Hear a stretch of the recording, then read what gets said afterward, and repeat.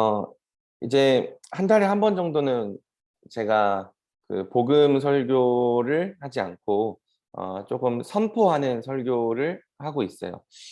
설교에는 이제 두 가지 종류가 있는데 복음의 내용을 가르치는 이제 디다케적인 설교, 티칭 설교가 있고요. 그다음에 어떤 행동과 결단을 촉구하는 프리칭 설교, 이건 캐리그마적 설교라고 하는데 선포하는 설교가 있습니다.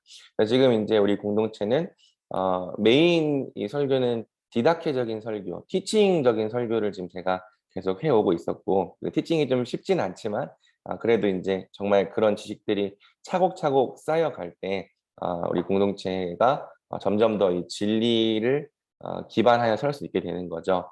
또 이제 티칭만 필요한 것이 아니라, 프리칭, 선포하고 결단하고 촉구를 필요하는 설교가 필요한데, 내일은 프리칭하는 설교, 그 결단하고 촉구하는 설교로 나아가려고 합니다. 그 촉구의 목표는 수련회 같이 가보자는 거고요. 수련회를 넘어서 우리 공동체가 다시 말씀 앞에 힘쓰는 공동체가 되어 보자는 거예요. 그래서 저는 열왕기하 22장과 23장에 나타난 요시아의 종교 개혁을 중심으로 말씀으로 시작되는 부흥이란 제목의 말씀을 준비했습니다. 도입 부분에서 이제 여러분들에게 미션, 특명을 드리는데 수련회에 대한 추억을 좀 목장 안에서 같이 나눠 보면 좋겠어요. 그래서 수련회 중 가장 기억에 남는 수련회는 어떤 수련회입니까?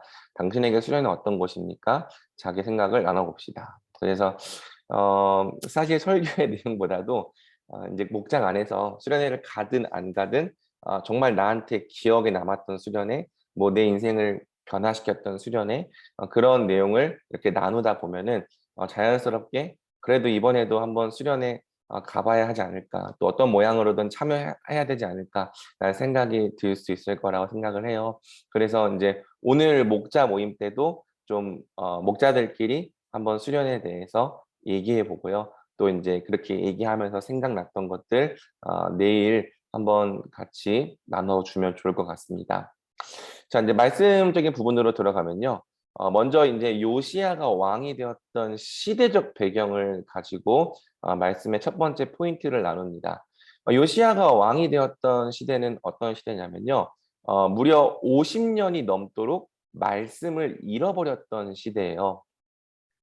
자, 왕의 계보가 어떻게 되냐면 히스기야라고 하는 굉장히 탁월하고 또 선한 왕이 있었죠. 그런데 이제 히스기야의 아들인 이 므낫세라고 하는 왕이 유다 역사상 최고로 악한 왕이었습니다. 그래서 이 므낫세의 55년 통치간 거의 유다는 히스기야 이전으로 회귀해 버리고요. 히스기야 이전 시대보다도 훨씬 더 악한 수준으로 이 타락을 하게 돼요. 그리고 므낫세를 이어서 그의 아들 아몬이 왕이 되는데요. 이제 아몬도 자기 아버지 므낫세를 똑같이 따라하죠. 그래서 이 신하들이 아몬을 폐위시킵니다. 반역을 저지른 거죠. 그리고 국민들이 그의 아들 요시야를 이제 왕으로 세우는데요. 이 요시야 왕이 히스기야와 더불어 열왕기 하에 나오는 흠이 없는 왕 중에 한 명이죠. 두 명의 왕 중에 한 명이죠. 그리고 요시야가 왕이 되었을 때 나이가 바로 이제 8살입니다. 그래서 8살에 왕이 되었고 나중에 종교 개혁을 요시야 제 18년에 하는데요. 18년이니까 너무 욕하네. 제 18년에 이 종교 개혁을 이루는데 이 8살 더하니까 26살 때 전 나라를 하나님께로 돌아오게 하는 종교 개혁 운동을 펼쳤던 거죠. 그래서 이 운동이 어떻게 일어났는가를 이제 말씀을 통해서 살펴보고 우리 공동체도 이제 이렇게 하나님의 부흥을 기대하고 소망해야 된다. 이러한 논리로 또 이러한 주제로 말씀을 펼쳐 나가는 겁니다. 말씀을 잃어버렸던 유다 백성들 어떤 상태였는가? 기준을 상실해 버렸어요. 하나님의 말씀을 잃어버린다고 하는 것은 결국에는 무엇이 하나님께서 기뻐하시고 또 미워하시는 일인지, 뭐가 죄이고 뭐가 선인지 판단할 수 있는 기준 자체를 잃어버린다는 거고요. 기준을 잃어버릴 때 하나님 백성에게 나타나는 현상은 하나님을 자기 마음대로 섬긴다는 겁니다. 그래서 이 므낫세와 아몬 시대를 지나 요시야가 왕이 되었던 시대를 보면요. 성전 안에 우상들의 목상과 제단들이 하나님의 제단과 함께 버젓이 놓여져 있었어요. 그래서 성전에 들어가 보면은 뭐 여기에는 아세라 상도 있고 바알 상도 있고 하늘의 1월 성신을 섬기는 제단도 같이 세워져 있는 거죠. 그리고 그게 같이 세워져 있는데 그게 문제라고 하는 의식 자체를 하지 못하는 거예요. 왜? 기준이 없으니까. 그래서 이제 무려 50년이라고 하는 시간은 굉장히 긴 시간이거든요.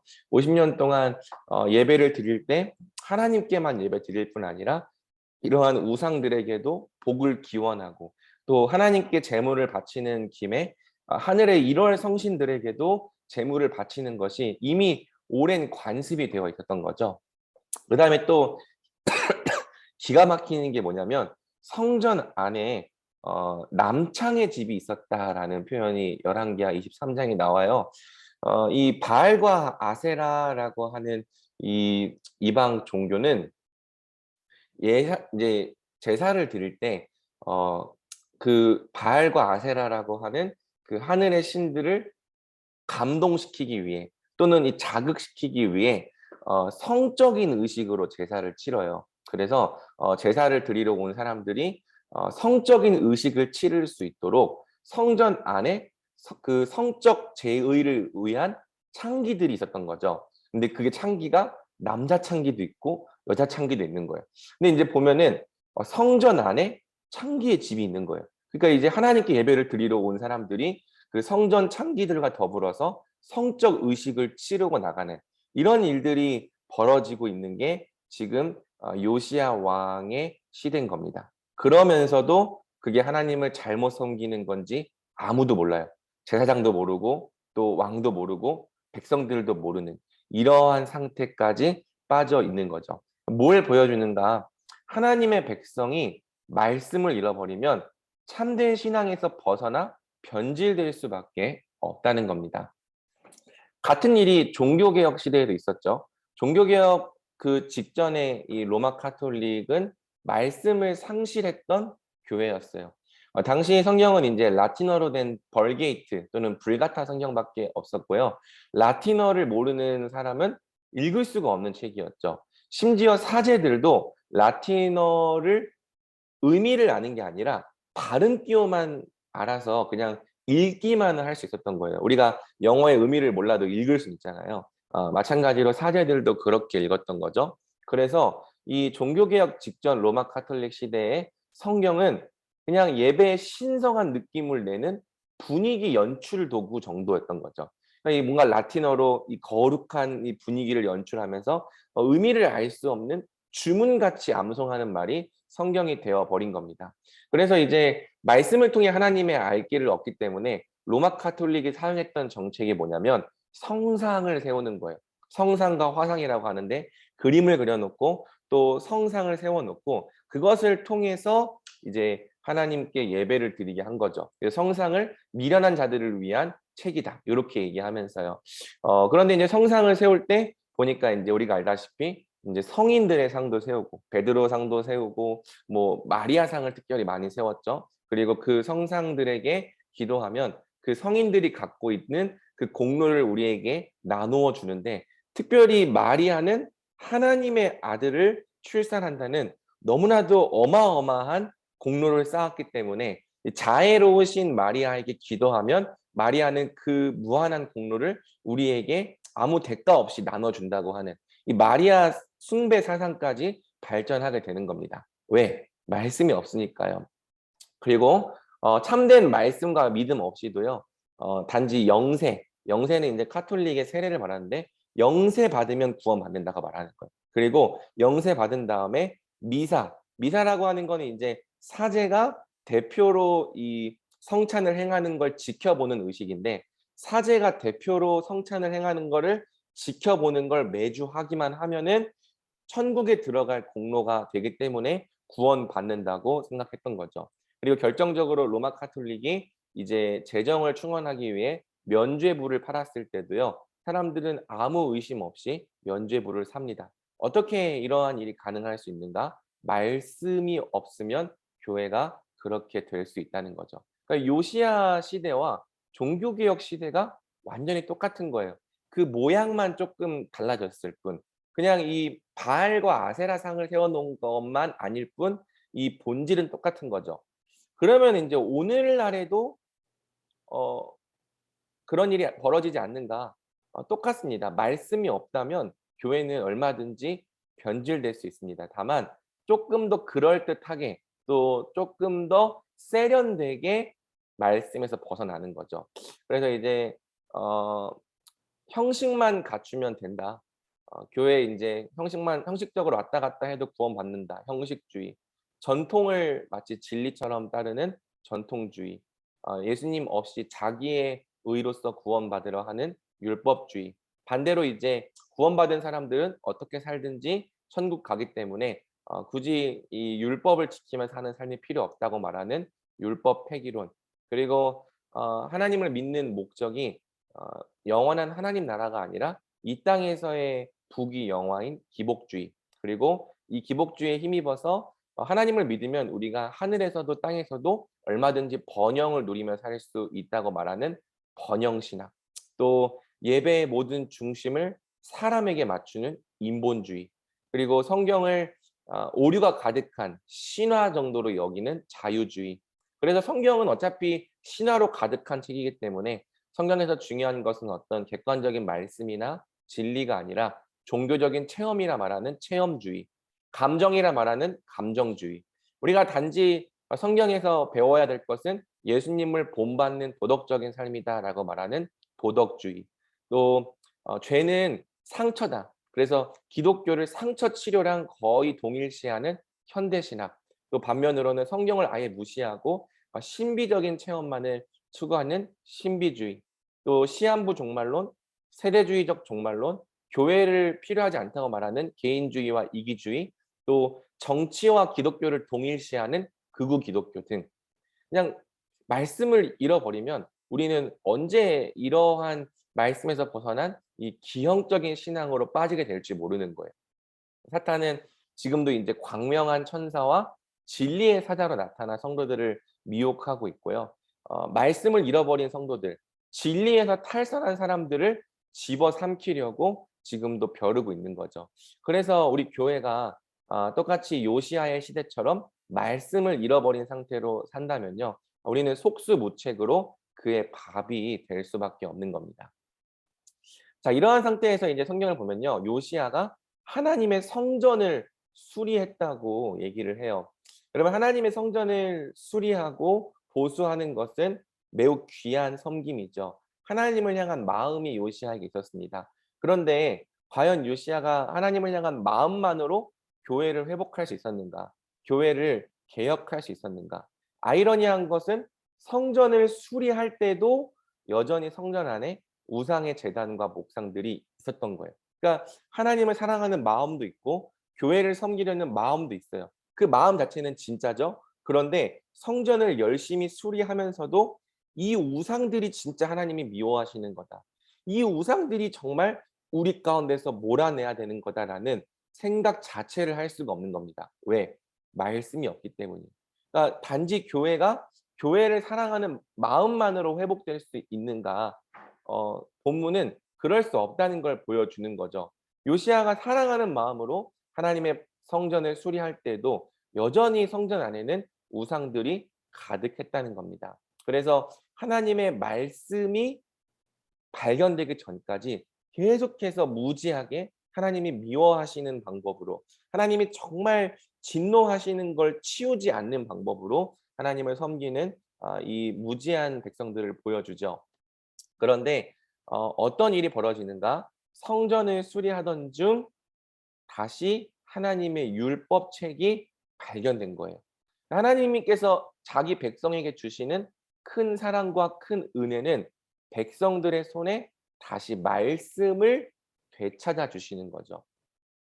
우리에게 좋은 직장에 들어가게 해 주시는 것도 은혜고 시험에 합격하게 해 주시는 것도 은혜고 내가 원하는 일을 이루어 주시는 것도 은혜지만 하나님께서 자기 백성에게 주실 수 있는 가장 기초적이고 근본적인 복, 말씀을 되찾아 주시는 겁니다. 이 말씀을 다시 원래 있어야 할 자리로 돌려주시는 겁니다. 요시야 제18년에 대제사장 hilki야가 성전에서 잊혀진 말씀을 발견했고요. 어 그 말씀으로 말미암아 비로소 이제 개혁이 일어나기 시작하는 거죠. 잃어버린 말씀을 되찾았을 때 이제 요시야가 어떤 반응을 보였냐면요. 말씀을 통해서 자신을 보고 또 자기 나라를 확인해 보니까 어 얼마나 우리가 하나님으로부터 멀리 떨어져 있었는지, 또 하나님 앞에서 우리가 진짜 회개해야 될 죄가 무엇인지 그게 분명하게 보이기 시작하는 거죠. '아 우리가 정말 잘못 살고 있었구나. 우리가 정말 하나님을 크게 떠나 있었구나. 그렇기 때문에 우리를 향한 하나님의 진노가 크구나.' 슬퍼하고 탄식하면서 자신의 옷과 또 마음을 찢고 하나님께 긍휼을 구하게 되는 겁니다. 그러니까 하나님의 말씀이 말씀으로 발견될 때 우리에게 나타나는 반응은 반드시 이러해야 하는 거죠. '아 오늘 말씀 좀 좋았네. 오늘 말씀 좀 도움이 되네.' 그게 하나님의 말씀으로 발견되는 게 아니에요. 말씀이 발견될 때 우리가 정말 하나님으로부터 얼마나 많이 떨어져 있었는지, 얼마나 많이 벗어나 있었는지, 그리고 그것이 하나님 앞에 얼마나 큰 죄인지가 분명히 보여지기 시작하는 것. 이것이 이제 말씀이 진짜 발견된 사람에게 나타나는 반응인 것입니다.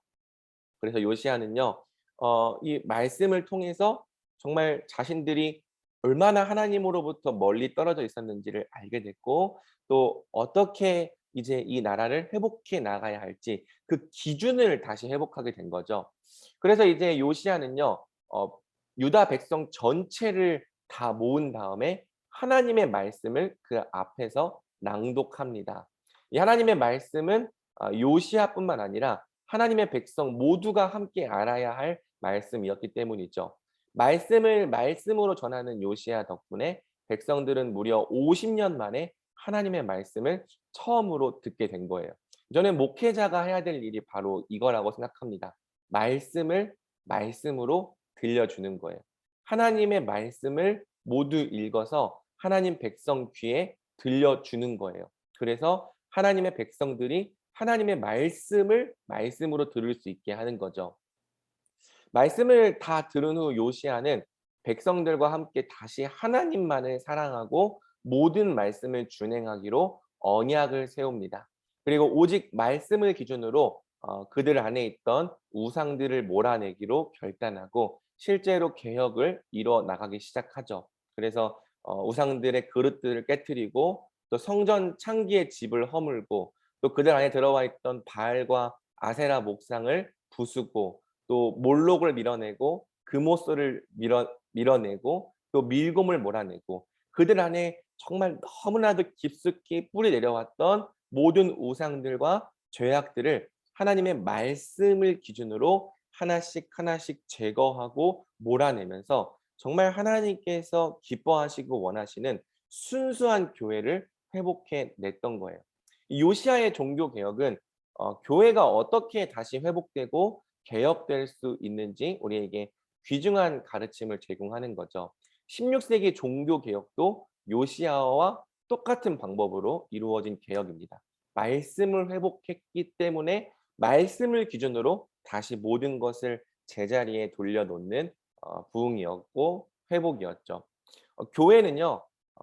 다른 모든 것이 다 중요하지만 말씀을 되찾을 때 회복될 수 있어요. 우리는 다시 말씀 앞에 모이기를 힘써야 되고요. 또 말씀에 대한 기대와 소망을 갖고 말씀이 말씀으로 발견되도록 힘써야 하는 겁니다. 이것을 위해서 우리가 뭐 같이 설교도 듣고 말씀도 나누고 또 성경을 통독하기 위해 힘쓰고 하는 거죠. 정말 우리에게 진짜 우리 손에 말씀이 들려 있는가? 아니면 진짜 말씀은 성경책은 그냥 장식으로만 가지고 있고 여전히 말씀이 뭘 말하는지에 대해서 제대로 알지 못하는 이 성경의 문맹의 상태에 우리가 빠져 있는 건 아닌가 고민해 봐야 되고요. 정말 우리 교회가 우리 공동체가 하나님께서 주시는 회복과 부흥을 소망한다면 말씀 앞에 모여야 하는 겁니다. 그래서 제가 내일 설교를 통해서 하고 싶은 말은 우리 말씀으로 모이자. 말씀이 말씀으로 발견되는 은혜를 우리에게 달라고 간구하자. 이렇게 촉구하려고 합니다. 적용 단계에서는 인제 한번 수련회 가자라는 얘기보다는 말씀이 당신에게 어떤 책인가, 또 하나님의 말씀이 진짜 하나님의 말씀이라고 확신되어지고 또 그렇게 자신에게 발견되어진 경험이 있는가, 요런 부분을 좀 나누면 좋겠고요. 만약 여러분이 담당하는 목원들에게서 말씀이 말씀으로 발견되지 못하고 있다면 그 이유가 무엇인지 좀 같이 고민해 보면 좋겠습니다. 그리고 수련회가 2주 앞으로 다가온 지금 우리가 다시 말씀 앞에 서기 위하여 노력할 수 있는 부분은 무엇인가 고민하고 또 적용하고 결단하는 방향으로 수련회를 맞춰 주면 좋겠습니다. 그리고 다음 주에는 이제 어 다니엘 개간 강의가 있기 때문에 따로 이제 목장 모임이 그냥 없을 수도 있습니다. 그래서 자율적으로 맡기려고 해요. 그래서 여러분들이 여러분 판단에 따라서 이 목원들에게 다음 주 목장 모임을 좀 안 해도 되고요. 아니면 잠깐 모이자고 해도 되고 편하게 진행해 주면 좋을 것 같습니다. 자, 오늘 목자 모임은 우리가 지금 인원이 11 명밖에 없기 때문에 1 청, 2청 요렇게 나눌까요? 지금 어 재현이, 용민 형제, 그리고 성민이, 예봄이, 민주, 진아. 1 청은 쪼끔 많구나. 그러면은 1청 2 개랑 그리고 2청 1 요렇게 좀 나누면 될 것 같습니다. 어 원래 조대로 일단 들어가 보고요. 그다음에 1, 2는 원래대로 들어가 보고 나머지 3은 이 한번 잠깐 나눠 볼까요? 재현, 그리고 용민, 어 성민, 그리고 예봄. 뭐 빨간색으로 이름 써서 미안해요. 민주, 진아. 아 그냥 요렇게 너무 남자끼리 모였 여자도 있구나. 요렇게 해서 성민. 요렇 요렇게, 요렇게, 요렇게 할까요? 재현, 용민, 진아, 그리고 성민, 예본, 민주. 요렇게 한번 1 청년부는 모여서 여기가 인제 소회의실 1, 여기가 소회의실 2로 들어가는 방향을 하겠습니다. 심화 질문에서는 먼저 좀 목자들끼리 좀 수련회의 추억을 좀 나눠 보면 좋겠어요. 그리고 나눠 보면서 다시 좀 수련회를 기대하는 시간을 가져보면 좋겠고요. 이 내용은 굳이 저한테 어 기록해서 알려줄 필요 없습니다. 어 다만 인제 요 내용은 쪼끔 한번 고민해 봐 주면 좋겠어요. 당신의 목원들은 지금 수련회 어떻게 생각하고 있는가? 대략적으로 좀 여러분들이 파악해서 저한테 알려주시고요. 수련회 가기 싫어하거나 꺼려한다면 그 이유가 무엇인지, 또 어떻게 수련회를 잘 건면하고 독려할 수 있을지 좀 서로 토의해 보면 좋겠습니다. 그다음에 인제 두 번째는 이제 부흥에 대한 고민을 좀 나눠 보면 좋겠는데, 이제 부흥은 사실 모든 시대에 항상 있는 게 아니라 주님께서 허락하시는 때에 간헐적으로 일어나죠. 하지만 그럼에도 불구하고 교회는 항상 부흥을 꿈꾸며 주께서 명령하신 일들 를 힘써야 됩니다. 때를 얻든지 얻지 못하든지 부흥을 갈망해야 되는 거죠. 그래서 한번 부흥이 진짜 뭐라고 생각하는가, 그리고 교회의 부흥을 경험해 본 적이 있는가, 교회가 다시 회복되고 부흥하기 위해 꼭 필요한 것이 무엇이라고 생각하는가. 답정너를 물어보는 게 아니에요. 꼭 여기에다가 무조건 말씀이다 요렇게 답변하지 않아도 괜찮아요. 여러분들의 생각을 한번 나눠 줘 보고요. 또 우리가 부흥을 위해 함께 힘쓸 수 있는 부분이 무엇이라고 생각하는가. 이 질문에 다 일일이 답변하라는 게 아니라 이 질문들을 바운더리로 해서 한번 좀 자유롭게 나눠 보라고 권면하고 싶습니다. 어 네. 그러면